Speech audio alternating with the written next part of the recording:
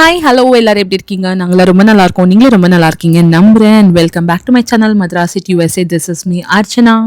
இன்னைக்கு வீடியோ எதை பார்த்தீங்கன்னா கொஞ்சம் ரெசிபீஸ், கொஞ்சம் வீட்டு சேட்டைகள், கொஞ்சம் ஃபேமிலி ரொட்டீன்ஸ் அப்படின்னு ரொம்ப சிம்பிளான ரொட்டீன்ஸ் தான் ஷேர் பண்ணுறேன். அண்ட் இந்த வீடியோ பிடிச்சினா மறக்காம லைக் அண்ட் ஷேர் சப்ஸ்கிரைப் பண்ணிடுங்க. அப்புறம் இதுக்கு வெயிட்டிங், வாங்க வீடியோக்குள்ள போலாம். இன்னைக்கு வீடியோ ஆஃப்டர்நூனில் தான் எடுக்க ஆரம்பித்தேன். பிகாஸ் என் ஃபோனில் என்னோட கேமராவில் எல்லாத்துலேயுமே ஸ்பேஸ் காலி. உட்காந்து ஸ்பேஸை முதல்ல கிளியர் பண்ணணும். வீடியோ எடிட் பண்ணி போட்டதையும் போட முடியல, இருக்கிற வீடியோஸும் எடுக்க முடியல. அந்த மாதிரி ரொம்ப பிளாக் ஆன மாதிரி ஆயிடுச்சு. காலையில் 90s கிட்ஸ் கேம் தான் திருத்தி விளையாடிட்டு இருந்தா. நான் இந்த ஃபிங்கரில் சிப்ஸ் எல்லாம் போட்டு சாப்பிட்ற ஞாபகம் தான் இருந்தது. ஸோ இருக்கிற எல்லா ஹேர் பண்ணி எடுத்துகிட்டு வந்து எல்லா ஃபிங்கர்லையும் மாட்டி விட்டு அம்மா புட்டுட்டான் சொல்லிட்டு இருந்தா. ரொம்பவே க்யூட்டாக இருந்ததா கூட அந்த கேம் விளையாடுறதுக்கு. முதல் குழந்தைக்கு தான் அந்த தப்பு பண்ணிட்டு, செகண்ட் குழந்தைக்கு அதை பண்ணக்கூடாதுன்னு நினச்சேன். பட் ஏனோ அந்த தப்பை நான் ரிப்பீட்டடாக பண்ணிகிட்டே தான் இருக்கேன். ஸோ அந்த மாதிரி தான் டாய்ஸில் இன்வெஸ்ட் பண்ணது. பெருசாக காஸ்ட்லியே எதுவுமே வாங்கல. பட் இருந்தாலும் வாங்கினதையும் அவாய்ட் பண்ணியிருக்கலாம். திருத்தி இந்த மாதிரி குட்டி விஷயங்களை வச்சு ரொம்ப ஹாப்பி ஆகிடுறான். ஆக்சுவலி பார்த்தீங்கன்னா எந்த ஒரு குழந்தையும் டாய்ஸ் கேட்கறதே கிடையாது. நம்ம தான் நிறைய வீடியோஸில் இன்ஃப்ளூயன்ஸ் ஆகி அவங்க வாங்கி கொடுக்குறாங்க, இவங்க வாங்கி கொடுக்குறாங்கன்னு நினச்சி நம்ம அதை பண்ணலன்னா பெரிய தப்போன்ற விஷயத்தை யோசிச்சு கண்ட டாய்ஸ் இன்வெஸ்ட் பண்ணிடுறோம்னு எனக்கே தோணுது இப்போல்லாம். ஆனால் என்ன பண்ணுறது, எல்லாத்தையும் பட்டு அனுபவிச்ச பிறகு தான் நமக்கு அந்த ஒரு ஒளிவட்டமே தோன்றுது. இதை முன்னாடியே தோணியிருந்தால் நம்ம நிறைய அவாய்ட் பண்ணியிருக்கலாம். பட் அதுக்கான லெசன் வந்து ப்ராப்பராக லேர்ன் பண்ணோம். அட்லீஸ்ட் அடுத்த பாப்பா பெற்றுக்கிற ஐடியாவில் இன்கேஸ் இருந்ததுன்னா டெஃபினட்டாக டாய்ஸ் வாங்க மாட்டேன் அப்படின்றத நான் உறுதிமொழி அளிக்கிறேன். என்ன பண்ற?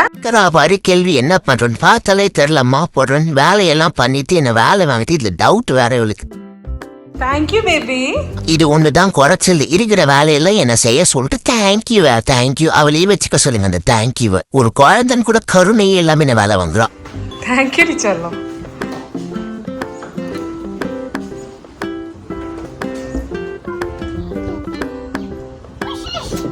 புரியுது.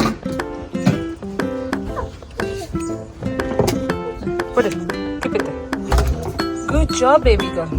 இன்றைக்கி மார்னிங்கு நல்லா ஃபுட்டு பிளான் பண்ணிட்டேன். ஸோ ஒன்ஸ் பிளான் பண்ணிட்டாலே ஒர்க் கம்மியான மாதிரி எனக்கு ஒரு சைக்கலாஜிக்கல் திங். ஸோ அந்த மாதிரி தான் எனக்கு ஒர்க் இல்லைன்னு நினச்சேன். பட் டிஷ் வாஷர் ஃபுல் சம்பவம் காலையிலேருந்து என்னென்னு தெரியல, வாட்டர் லீக் ஆகிட்டே இருந்தது. இதுக்கு முன்னாடி இந்த பிரச்சனை இருந்தது. பட் கொஞ்சம் பாத்திரத்தெல்லாம் எடுத்தது ஃப்ரீ பண்ணிவிட்டு லோடை ஃப்ரெஷ்ஷாக எதுவுமே இல்லாமல் ரன் பண்ண பிறகு சரியாயிடுச்சு. பட் ஆனால் இந்த தடவை அது கூட சரியாகுமான்னு டவுட்டாக இருந்து. பிகாஸ் ரொம்பவே வாட்டர் ஸ்டாக்னட்டாகவே போயிட்டு இருந்தது.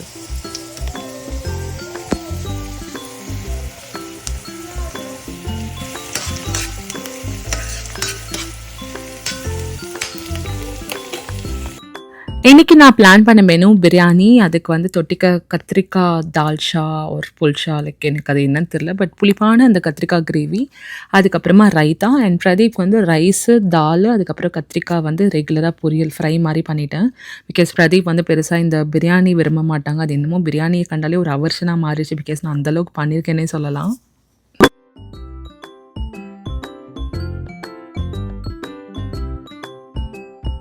கத்திரிக்காய் பொரியல் நான் எப்படி பண்ணுவேன்னா, லைக் எண்ணெய் விட்டுட்டு கடுகு தாளிச்சிட்டு அதுக்கப்புறமா வெங்காயம் கருவேப்பிலை வேணும்னா ஒரு பச்சை மிளகா போட்டுக்கலாம். அதில் வந்து ஜிஞ்சர் கார்லிக் பேஸ்ட் போட்டு ரா ஸ்மெல் போகிற அளவுக்கு நல்லா வதக்கிடணும். அதுக்கப்புறம் கத்திரிக்காவை நீட்டாக ஸ்லிட் பண்ணிவிட்டு மஞ்சள் பொடி உப்பு ரெண்டுமே போட்டு கொஞ்சம் லைட்டாக தண்ணி விட்டு வேக வச்சுருவேன்.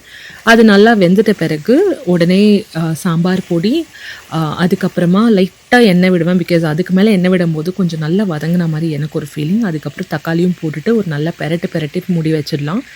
அதுவே நல்லா சேர்ந்து ஒன்றா வெந்து வரும். அது வெந்துட்ட பிறகு ஒரு 2 minutes ஓப்பன் பண்ணி வச்சு நல்லா சாட்டே பண்ணி இருக்கிற ஆயிலெல்லாம் சக் பண்ணிக்கும். அதுக்கப்புறம் மேலே கொத்தமல்லி போட்டு இறக்குனா போதும். ஸோ சிம்பிள் அண்ட் ரொம்ப டேஸ்டியான கத்திரிக்காய். இது வந்து எங்களுக்கு ரெகுலராக அந்த வாங்கி பாத் மாதிரி கூட நாங்கள் வெறும் ரைஸில் பெரட்டி சாப்பிடுவோம். ரொம்பவே நல்லாயிருக்கும். ஸோ இதுதான் கத்திரிக்காய் பண்ணிதான். அதுக்கப்புறம் பருப்பு வந்து தூர்தால் அண்ட் ரைஸ் தனியாக வச்சாச்சு.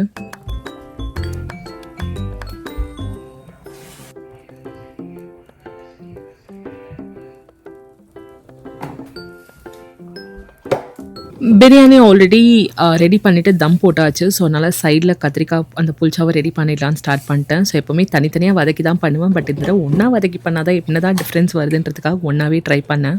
இதுக்கு மெயினாக ஒரு நல்ல அகலமான பேன் எடுத்துக்கோங்க. பிகாஸ் நல்லா கொதிக்கிறதுக்கு ஸ்பேஸ் வேணும். இல்லை பெரிய பாத்திரமாக எடுத்துக்கலாம் பண்ணுறதை விட. அதில் நல்லெண்ணெய் விட்டுட்டு தாளிப்பு வந்து வெறும் மிளகு மட்டும்தான், கொஞ்சம் வெந்தயம் வேணால் போட்டுக்கலாம். நான் பண்ணது பார்த்திங்கன்னா கருவேப்பிலை போட்டுட்டு வெங்காயத்தை கொஞ்சம் நல்லா பொடி பொடியாக நறுக்கி அதை நல்லா வதங்கிட்ட பிறகு அது மேலே ஜிஞ்சர் கார்லிக் பேஸ்ட். ஸோ அதுவும் நல்லா வதங்கிட்ட பிறகு கத்திரிக்காய் வந்து நீங்கள் அந்த குடுமையோடையும் போட்டுக்கலாம், இல்லை ப்ளெயினாக கூட ஸ்லிட் பண்ணி போட்டுக்கலாம். பிகாஸ் அது மோஸ்ட்லி வெந்து ஒரு மாதிரி நல்லா ஸ்மஜ்ஜாகி வரும், அது ஆட்டோமேட்டிக்காக நடந்துடும். ஸோ நல்லா வதங்கின பிறகு அதில் மேலேயே மஞ்சப்பொடி உப்பு அது ரெண்டுமே போட்டுட்டு மூடி வச்சுட்டு வேக வச்சிடணும். ஒரு 5 minutes கழித்து நல்லா வெந்து நல்லா மெத்துன்னு ஆகிடும். அதுக்கப்புறம் அதுலேயே தக்காளி போட்டுட்டு அதுலேயே நான் வந்து புளியை நல்லா கொஞ்சம் தண்ணியாக கரைச்சி விட்டுப்பேன். பிகாஸ் இதுக்கப்புறம் நம்ம அரைச்சி விட்டுறதுனால அது கொஞ்சம் நல்லா திக்கன் ஆகிடும். ஸோ அதனால் வெறுமனே புளியை தண்ணியாக கரைச்சி விடுறது பெட்டர்.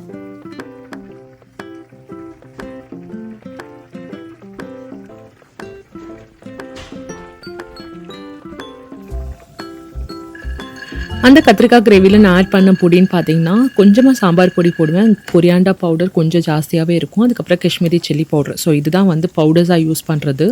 அண்ட் சைடில் நான் அரைச்சி விடுவேன்னு சொன்னேன் பார்த்தீங்களா, அதுக்கு வந்து பார்த்திங்கன்னா 1 டேபிள் ஸ்பூன் வந்து வேர்க்கடலை. முடிஞ்ச அளவுக்கு இந்த பாத்திரத்தை வந்து ரொம்ப க்ளோஸாக மூடாதீங்க. பிகாஸ் அதுலேருந்து தெரிச்சு தண்ணியெல்லாம் வெளியே தெரிச்சிருச்சு. ஸோ ஓரளவுக்கு மூடலைனா கூட ஓகே, அது அந்த சூட்லேயே நல்லா கொதிச்சிடுது. அண்ட் வேர்க்கடலை நல்லா பிளாக் ஆகாமல் பார்த்துக்கணும், ஓரளவுக்கு ரோஸ்டடான ஸ்டேஜில் எடுத்தோம். பிகாஸ் பிளாக் ஆகிட்டால் கண்டிப்பாக கசக்கும். அதுக்கு மேலே பார்த்தீங்கன்னா எள்ளு போடலாம், பட் நான் வந்து யூஸ் பண்ணுறது வெள்ளை எள்ளு தான். ஸோ அது வந்து கிட்டத்தட்ட ஒரு 1 to 3/4 டேபிள் ஸ்பூன் போட்டால் போதும் இந்த குவான்டிட்டிக்கு. ரெண்டும் நல்லா சாட்டே ஆன பிறகு அரைச்சிட்டு பொடியாக தான் அரைச்சிக்கணும், தண்ணி விடாமல். பிகாஸ் இது ஆயில் செக்ரிகேட்னால ரொம்ப அரைச்சிங்கன்னா ரொம்ப ஆயில்லாம் செக்ரிகேட் ஆகிடும். ஸோ அதனால் பொடியாக வச்சுட்டோன்னா லைட்டாக 2 பல்ஸ் பண்ணாலே அது நல்லா பொடியாகிடும். அதுக்கப்புறம் இந்த கிரேவியில் ஆட் பண்ணிவிட்டு கொஞ்சமாக கொதிக்க விட்டுட்டு கொத்தமல்லி அண்ட் கொஞ்சம் வெல்லம் போட்டு இறக்கிட்டா போதும். சூப்பராக இருக்கும் ஆக்சுவலாக ஹோட்டல் ஸ்டைல்லையே.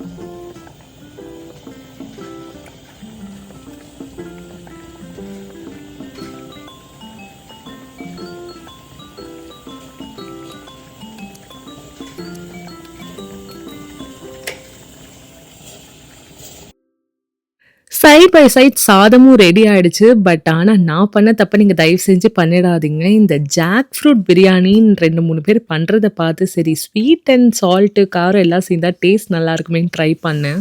சத்தியமாக நான் ஃபர்ஸ்ட் டைம் பண்ண பிரியாணி கூட இவ்வளோ கேவலமாக இருந்திருக்காது. ஒன்றுமே தெரியாமல் கூட ஏதோ சமாளிச்சிட்டேன்னு சொல்லலாம். பட் இது வாயிலே வைக்க முடியலை.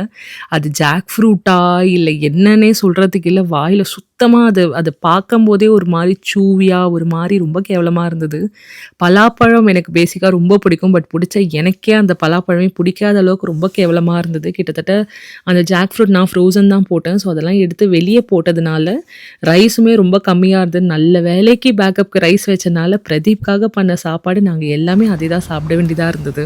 ஸோ இன்றைய லஞ்ச் டிசாஸ்டரோட முடிஞ்சுது. அதை முடிச்சிட்ட பிறகு ஈவினிங் வாக்கிங் போகலான்னு தோணுச்சு. பிகாஸ் ஃபுல் டே வீட்லேயே இருந்ததுனால ரொம்ப ஒரு மாதிரி இருந்தது. ஸோ கொஞ்சம் ஃப்ரெஷ் ஏர் வாங்கலாம், கிளைமேட்டும் நல்லா இருந்ததுனால வெளியே வாக்கிங் கிளம்பிட்டோம் ஃபேமிலியாக.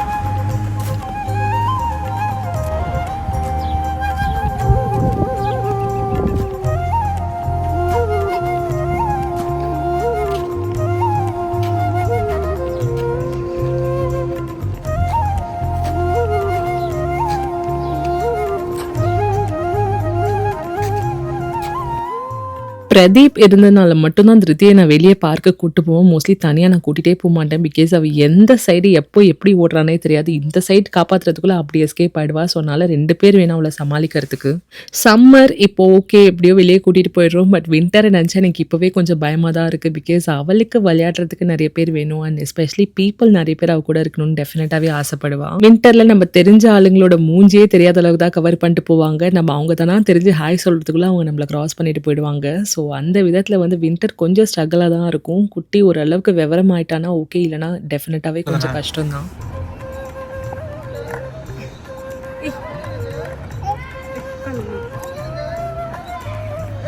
ஒரு 2 ஆட்டு மட்டும்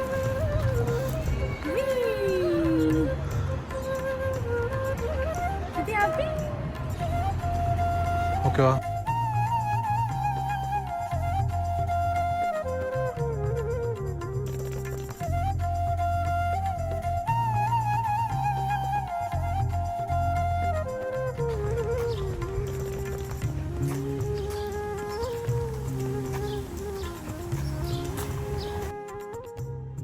என்னடா ஸ்ட்ரோலரு, கார் சீட்டு ரொம்ப கம்ஃபர்டபுளான எந்த ஒரு சேர் இருந்தாலும் அப்பாவோட ஷோல்டர்ஸோட கம்ஃபர்டபுளாக அந்த பாண்டு வார்ம்த்து கண்டிப்பாக எங்கேயும் கிடைக்காது.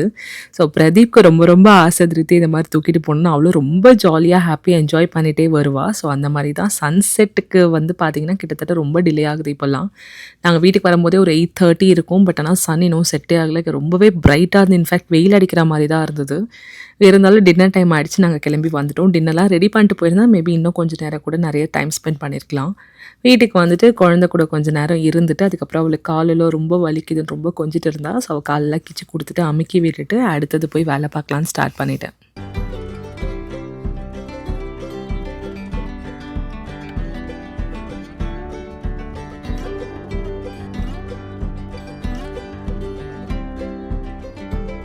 இன்னைக்கு நான் தைரியமாக வாக்கிங் போனதுக்கான ரீசனே night backup plan already ready. Plus வேலை அவ்வளோவா கிடையாது. மத்தியானம் சமைச்சதே நிறைய பேலன்ஸ் இருந்தது. ஸோ ரைஸும் இருந்ததுனால ஈஸின்றனால தான் போனேன். பட் நான் நினச்சது தான் தப்பு. நான் போகும்போது டிஷ் வாஷர் லோட் பண்ணி ஸ்டார்ட் பண்ணிட்டு தான் போனேன். இருக்கிற வாட்டர்லாம் ட்ரைன் அவுட் பண்ணிட்டு. பட் ரிட்டன் வந்தா நான் எப்படி விட்டுட்டு போனேன்னு அப்படியே இருக்குது. வாட்டர் எதுவுமே ட்ரைன் அவுட் ஆகலை. ப்ளஸ் இன்னும் கொஞ்சம் வாட்டர் ஆட் ஆகி ரொம்ப எட்ஜில் தான் ஸ்டாப் ஆகிருந்தது. அவன் ரொம்ப பாவண்டா. யாரான்னு கேட்டால் நான் என்ன தாண்டா சொன்னேன் அப்படின்னு வாங்கலாம். அந்த மாதிரி தான் என் நிலமா இருந்தது. பிகாஸ் எனக்கே என்ன பார்த்தா பாவமாக இருந்தது. பிகாஸ் இந்த டிஷ் வாஷர் லோட் ஆகிட்டு அது வாஷ் முடிச்சு ட்ரெயின் வர வரைக்கும் வெயிட் பண்ணேன். பிகாஸ் ட்ரெயின் வந்துட்டு அந்த சவுண்டு ப்ராப்பராக வந்தாலே ஒர்க் ஆகுதுன்னு அர்த்தம். எனக்கு தண்ணி வந்துடுமோன்னு ஒரு சைட் பயம் வேறு. ஆனால் ஃபைனலாக எந்த ஒரு இஷ்யூவும் வரல. ப்ராப்ளம் என்ன தான் இந்த ஜிங்குக்கு போகிற பாத்வேல கொஞ்சம் ஃபுட் பார்ட்டிகல்ஸ்லாம் பிளாக்கேஜ் இருந்து. இங்கே பேசிக்காக ஃபுட் கிரைண்டர்ஸ் இருக்குது. பட் நான் அதை ஸ்டார்ட் பண்ணாமல் விட்டுட்டு போயிட்டேன். ஸோ அதை ஃபுல்லாக கிளியர் பண்ணிட்ட பிறகு இந்த பாத் அது கிளியர் ஆனோடனே எந்த ஒரு வாட்டர் ஸ்டாப்பிங்கும் ஆகலை. அது பாட்டு கிளியர் ஆகிட்டு டிஷ் வாஷர் ஃபுல்லாக ரன் ஆகிடுச்சு. ஸோ அந்த விதத்தில் ஹாப்பி. பட் இருந்தாலும் இதுக்கு ஒரு 1 hour கிட்ட டைம் வேஸ்ட் பண்ணிட்டேன். திருத்திக்கு நைட்டுக்கு பால் சாதம் தான். ஸோ அதையும் கொடுத்துட்டு இருக்கிற லெஃப்ட் ஓவர்லாம் நாங்கள் சாப்பிட்டு ஃபினிஷ் பண்ணிட்டோம். போயிட்டு கொஞ்சம் நேரம் ரிலாக்ஸ் பண்ணிட்டு படுத்துடலாம்னு சொல்லிட்டு. அண்ட் இன்னைக்கு மூன் கலர் பார்த்தீங்கன்னா எல்லோவிஷ் ஆரஞ்சில் தான் இருந்தது. இது வந்து ஒரு ஸ்பெஷலான ஒரு மூணுன்னு சொன்னாங்க. ஆரஞ்சு ஒரு எல்லோ எனக்கு கிளியராக தெரியல. பட் நான் ரேண்டமாக தான் வீடியோ எடுத்தால் டிஃப்ரெண்ட்டாக இருக்கேன்னு சொல்லிட்டு. பட் நெக்ஸ்ட் டே தான் எனக்கு அதை பற்றியே தெரியும். So this is our end of the day and end of the video. And இந்த வீடியோ பிடிச்சினா மறக்காம என் சேனலை சப்ஸ்கிரைப் பண்ண கன்சிடர் பண்ணுங்க. அண்ட் இதே மாதிரி இன்னொரு சூப்பர் கியூட் சிம்பிள் அண்ட் இன்ட்ரெஸ்டிங்கான வீடியோவில் வந்து மீட் பண்ணுறேன். until then see you, bye bye and take care.